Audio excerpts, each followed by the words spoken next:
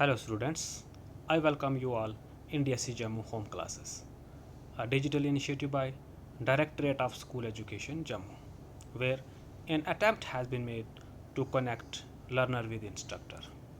Dear students, today we are going to start our chapter second, that is understanding secularism. And our today's topic is an introduction to secularism. Students, हम आज secularism के बारे में पढ़ेंगे, means धर्मनिरपेक्षता के बारे में पढ़ेंगे। धर्मनिरपेक्षता है क्या, सेकुलरिज्म क्या है? Dear students, secularism is something unrelated to religion. ठीक है, सेकुलरिज्म क्या है? इसका रिलीजन के साथ में कोई भी रिलेशन जो है वो नहीं है, या हम कॉमन लैंग्वेज में हम इसको कहेंगे respect for all religions, equal treatment of all religions by the state. जितने भी रिलीजन्स हैं और हर रिलीजन को जो लोग बिलोंग करते हैं वो जितना अपने रिलीजन की रेस्पेक्ट करते हैं उनको उतना ही दूसरे रिलीजन की भी रेस्पेक्ट करनी चाहिए। यही सेकुलरिज्म है। Secularism is a belief that rejects religion. Secularism ऐसी धारणा है जो कि रिलीजन को रिजेक्ट करता है। Or the belief that religion should not be part of the affairs of the state.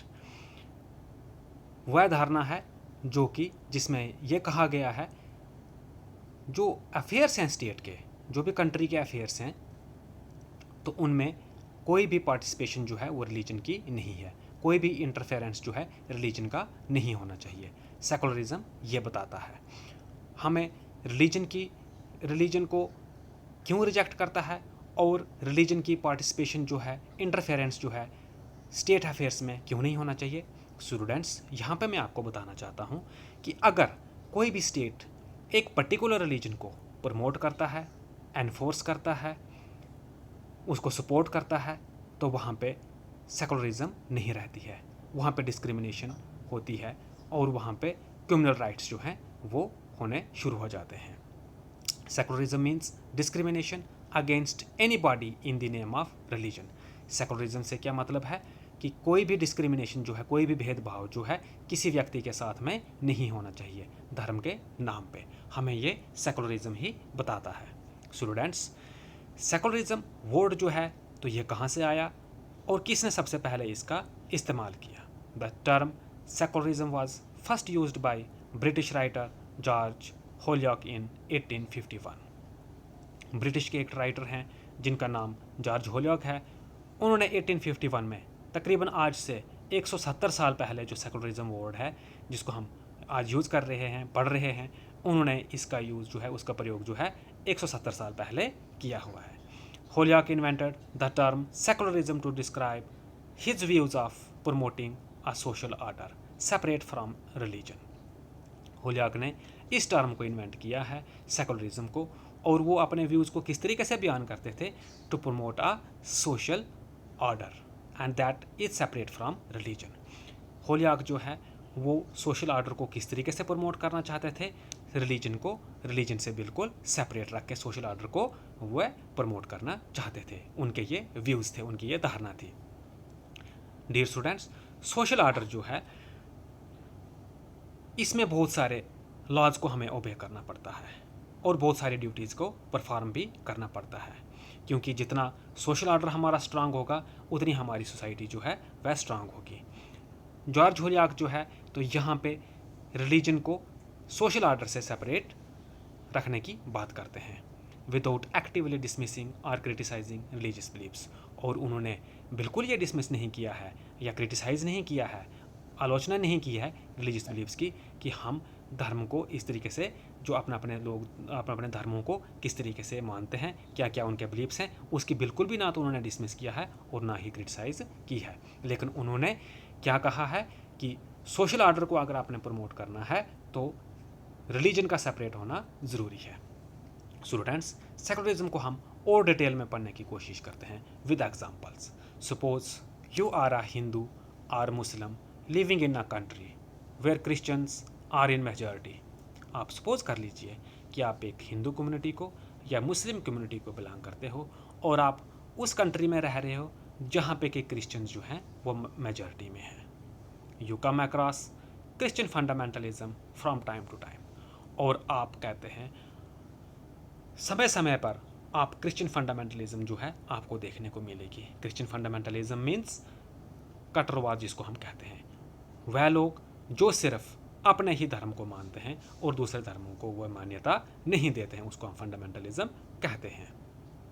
Even if you are that country's citizen, यहाँ तक कि अगर आप उस कंट्री के सिटीजन भी हो, and all have valid documents, और आपके पास सारे वैलिड डॉक्यूमेंट्स हैं जो कि ये प्रूव करते हैं कि आप इस कंट्री को बिलोंग करते हो, आप इस कंट्री के सिटीजन्स हो, still you have a hard time while renting a home. Example यहाँ पे दे रहे हैं कि अगर आपको कोई मकान जो है वो किराए पे चाहिए और आप दूसरे रिलीजन को बिलोंग करते हो, हिंदू या मुस्लिम को बिलोंग करते हो, और आप क्रिश्चियन कम्युनिटी को बिलोंग नहीं करते हो, रिलीजन को बिलोंग नहीं करते हो, तो आपको अगर एक हाउस जो है वो रेंट पे नहीं मिलेगा। These things are bound to make you unhappy. और ये चीज़ें क्या करती हैं, हमें निराश करती हैं। स्टूडेंट्स, मैं आपसे पूछना चाहता हूँ, अगर ऐसा आपके साथ में हो कि आप एक पर्टिकुलर रिलीजन को बिलोंग करते हो और दूसरे रिलीजन के लोग जो हैं आपको अगर एक किराए पे कमरा ना दे, अगर घर आपको किराए पर न दे, तो आप कैसा फील करोगे? On one side you will feel that even Christians deserve to be treated in the same manner. आपके दिमाग में क्या बात आएगी? आप यही सोचोगे कि क्रिश्चियंस जो हैं वो डिज़र्व करते हैं कि उनके साथ भी ऐसा ही ट्रीटमेंट होना चाहिए। कहाँ पे ट्रीटमेंट होना चाहिए? In areas where Hindus and Muslims are in majority. वो कंट्रीज़ या वो एरियाज़, वो रीजन्स जहाँ पे हिंदू या मुस्लिम्स जो हैं मेजॉरिटी में है। क्योंकि यहाँ पे ये बता रहा है कि अगर आप एक हिंदू या मुस्लिम रिलीजन को बिलोंग करते हो और आप उस कंट्री में रह रहे हो जहाँ पे क्रिश्चियंस हैं, और वहाँ पे आपके साथ अगर डिस्क्रिमिनेशन होती है, तो आप भी यही चाहोगे, आपके माइंड में भी यही बात आएगी कि इनके साथ भी, क्रिश्चियंस के साथ में भी जो है वह क्या है, इसी तरीके से उनको ट्रीट करना चाहिए जिस तरीके से ये दूसरों को ट्रीट कर रहे हैं। This is a way of retaliation. लेकिन बच्चों, ये क्या है? ये एक रिटेलिएशन का तरीका है। मीन्स कि जब हम किसी चीज़ का बदला देते हैं, टिट फॉर टैट करते हैं। लेकिन ये इस प्रॉब्लम का सोल्यूशन नहीं है। Or you might take the view that there should be justice for all.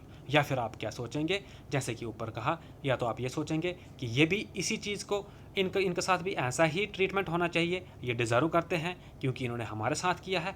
या फिर आप अगर एक रेस्पॉन्सिबल सिटीज़न की तरह अगर आप बिहेव करते हो और आप फाइट करते हो कि ये जो इनजस्टिस है, ये जो डिस्क्रिमिनेशन है, ये ख़त्म होनी चाहिए, तो आपके माइंड में ये बात आएगी। लेकिन आपको क्या करना है? आपको you may fight on grounds of their religious practices and beliefs.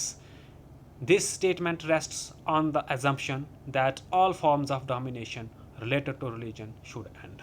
लेकिन आपको क्या है? आपको फाइट करना चाहिए इस प्रैक्टिस के अगेंस्ट कि ऐसा डिस्क्रिमिनेशन जो है ये कभी भी किसी के साथ में ना हो on the basis of religion के नाम पे, धर्म के नाम पे आपको साथ में ये डिस्क्रिमिनेशन, किसी के साथ भी ये डिस्क्रिमिनेशन ना हो, इसको एंड करने के लिए, इसको ख़त्म करने के लिए आपको फाइट करना चाहिए और इसको ख़त्म करना चाहिए।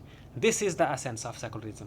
और यही रियल मीनिंग जो है ये सेकुलरिज्म का है कि हमने किसी भी के साथ, किसी भी व्यक्ति के साथ में रिलीजन की बेस पे इनजस्टिस जो है वो नहीं होना चाहिए, डिस्क्रिमिनेशन जो है वो नहीं होनी चाहिए।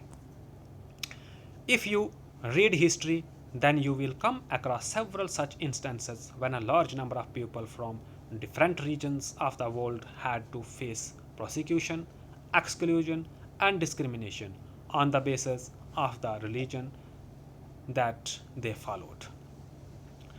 अगर आप हिस्ट्री पढ़ोगे तो आपको ऐसे जैसे बहुत सारे उदाहरण मिलेंगे जहाँ पे कि लार्ज नंबर ऑफ पीपल, बहुत बड़ी तादाद में लोगों के साथ में, जो कि डिफरेंट रीजन से हैं, दुनिया के अलग अलग कंट्री से हैं, अलग अलग स्टेट से हैं, उनको फेस करना पड़ा है। क्या फेस करना पड़ा है?